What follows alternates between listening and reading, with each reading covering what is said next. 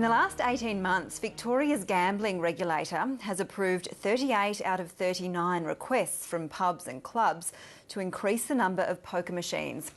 Just one application was knocked back. That's despite many local councils lobbying against the increase of pokies, some in Melbourne's poorest areas. But as Cheryl Hall reports, those councils are fighting back.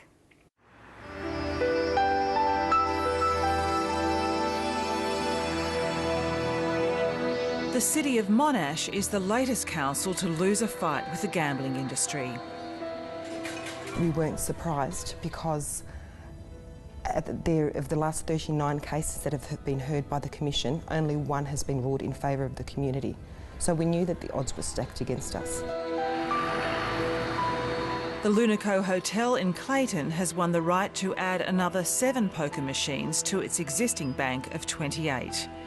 According to Monash University research, each of the poker machines in the Clayton area collects an average of $125,000 a year.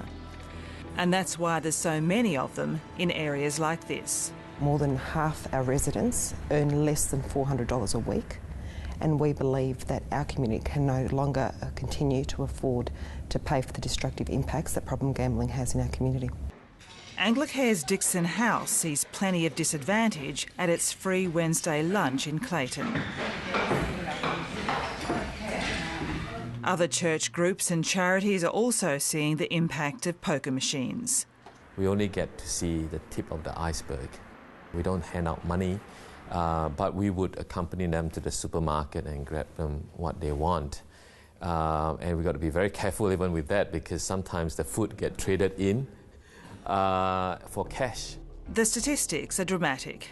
The average adult living in well-heeled Hawthorn spends $140 a year on poker machines.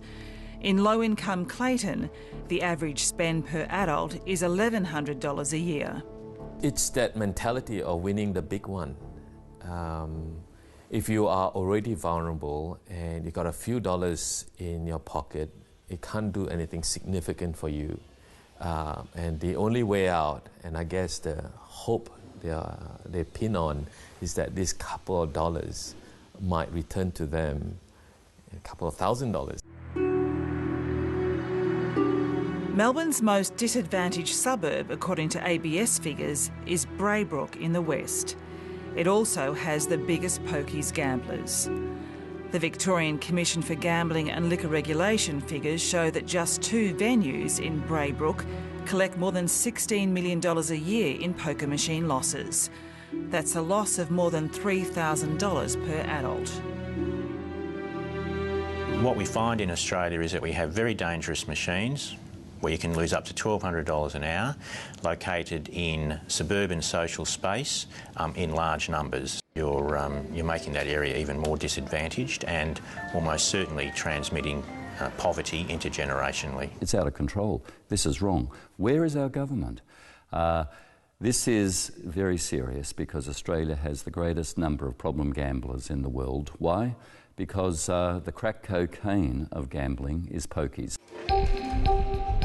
Victoria's gamblers provide more than $1 billion a year in state government revenue.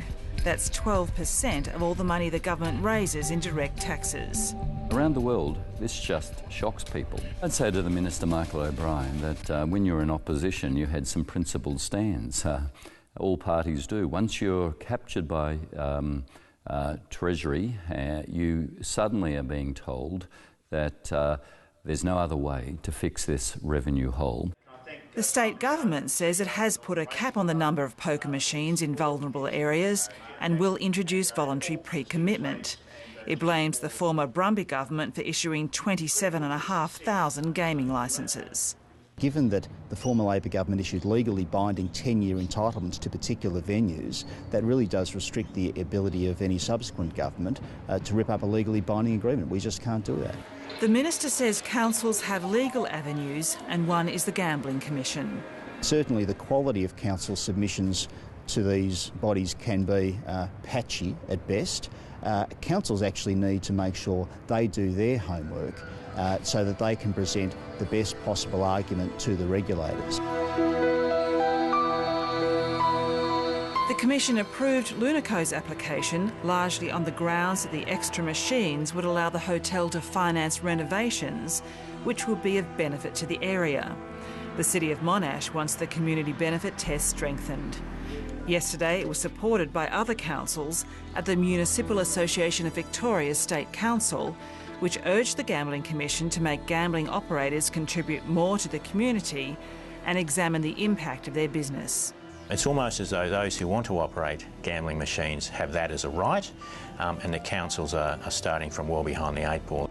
In the meantime, the City of Monash is fighting back with a draft proposal to double rates for gaming venues. The state government are picking up the profits and local governments are picking up the pieces. We would say that enough's enough.